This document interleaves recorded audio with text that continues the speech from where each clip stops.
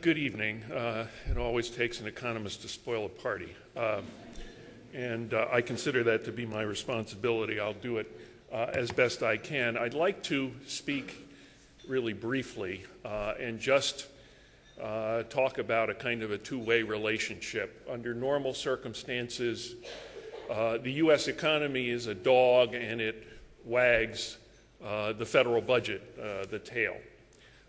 If the federal government manages to really screw things up, then the tail can start wagging the dog, and the consequences can be extremely alarming. It's important, I think, that you as future leaders in the business community have a perspective on these issues and see it more broadly as the role of business sometimes tell the government to straighten up and fly right. And this is quite possibly one of those times. I wanted to start out with a little picture just to indicate, again, that the economy can drive the federal budget in a number of directions. I'm going to try to show you some pictures that will give you a sense of just how bad the economy has been. I'll walk through several sectors of the U.S. economy. One obvious part of the economy, aspect of it, is employment. And this stacks up three of the recessions in recent years to compare them, starting off when the economy was at its peak just before the recession began, and scaling in percentage terms the changes in employment. And that picture should give you an idea with the most recent economic recession at the bottom, that we have had more of a decline in employment in this cycle than was the case in several earlier ones. Just wanted to give you another perspective on this, and that is to say, let's just figure out how far behind the curve we are in employment across the population. The peak in, this is the relationship between employment and the adult population. It's a reasonable yardstick for figuring out where we stand, because as the economy goes up and down, for those of you who studied economics, you'll recall that when the economy is good, people come out of the woodwork and try to find jobs. When the economy is bad, people become discouraged and stop looking, and that affects the labor force and affects the unemployment rate. This is just to give you a picture. If we set as a standard the end of the 1990s, when the greatest percentage of the adult population in the United States was employed, and if we talk about what we would have to do to get back to that rate of employment within our adult population, the gap, which you can see there on the right, is 14.5 million jobs. That's a lot of jobs when you consider that in an average month recently the economy has been growing at less than about 100,000 jobs a month, and we probably add that many people to our labor force as people get out of school and join the workforce.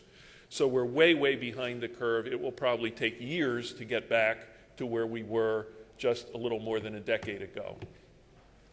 Why is the economy so weak? One part of that was a dramatic drop in construction of housing. We way overbuilt over the course of the 1990s, and particularly in the decade of the 2000s. As you can see, and this is how much of our gross domestic product is in housing construction, the drop from the middle 2000 decade down to where we are now was catastrophic. The difference between the top and the bottom is about 3.5 percentage points of our GDP. The economy back then was growing at about 3.5 percentage points of GDP. The drop in housing essentially wiped out all of our economic growth. This gives you another measure in terms of the amounts of money being spent on housing, and it's a decline of about $500 billion in 2005 dollars. Again, that's a big chunk out of the economy. That is part of the reason why the budget is in such bad shape. Business investment is also down from where it was. This is investment other than housing. It's a drop of about another $300 to $400 billion relative to where we were.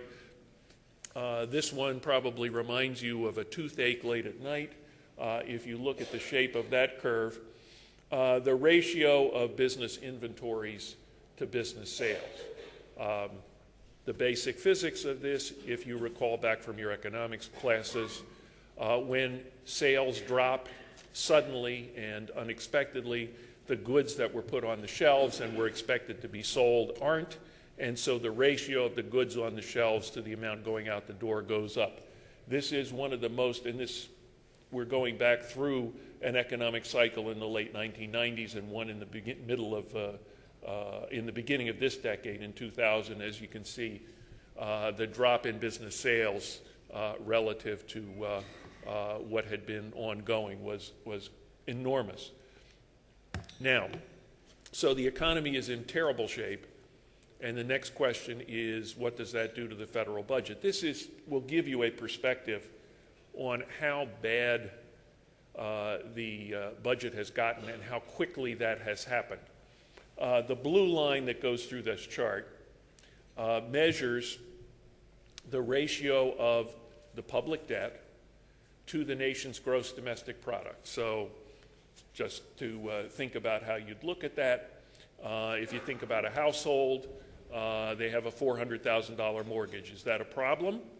Well, if you're talking about the senior vice president in a major corporation who takes down $4 million a year, a $400,000 mortgage is a chip shot. Probably has a bigger house than that. His secretary, who maybe makes $40,000 a year, can't handle a $400,000 mortgage. So to look at the amount of the mortgage and say, is this a problem or not, you have to scale it to the income of the debtor. In this case, we're looking at the ratio of the public's debt to our gross domestic product, everything we produce within the borders of the United States. That's the income out of which we have to service our debt.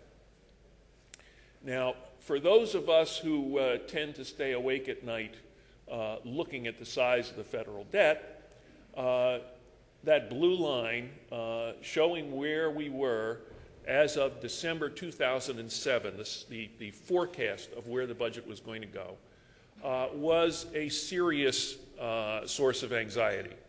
That indicated that at that time, we had about 15 years until the debt rose to a level of 60% of our gross domestic product. 60% is kind of a flashing light ratio of debt to the nation's gross domestic product.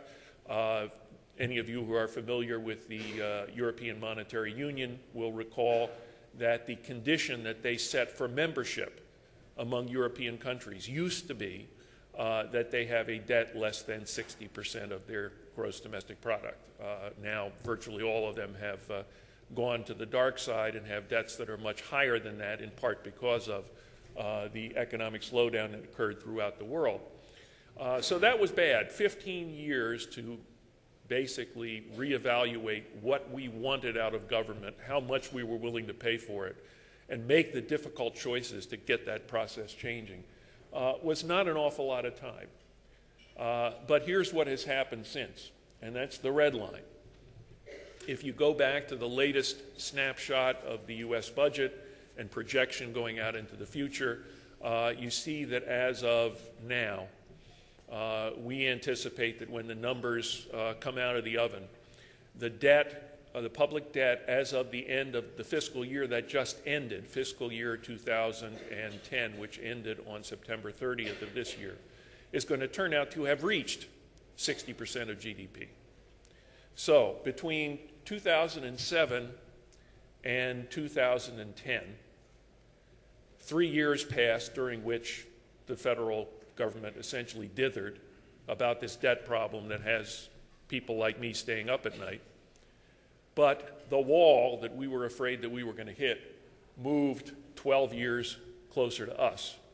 So the 15 years that we had to plan, debate, discuss, figure out what changes we were going to make in our behavior, what we were willing to give up to control this growing debt, all that time is gone.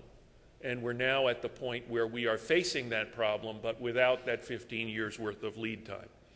Now, how is this going to affect us? I was reminded earlier about not to give up my age, but back in the early 1960s, somebody showed me a civil defense brochure, if any of you know what that is. This civil defense was essentially how the U.S. population was going to protect itself from the big bad Soviet Union. And they had a brochure, and the title of the brochure was Nuclear War, Questions and Answers. And you open it up, and the first question is, would a nuclear war affect me personally? Would a debt explosion affect you personally? Well, there are a couple of avenues through which that might happen. We've got a very bad budget outlook, and as Earl Weaver, the manager of the Orioles, used to say when he rushed up to home plate after there was a bad call, and he'd scream at the umpire, and usually the first thing he would say reputedly was, "Are you going to get any better, or is this it?" Well, is the budget going to get any better?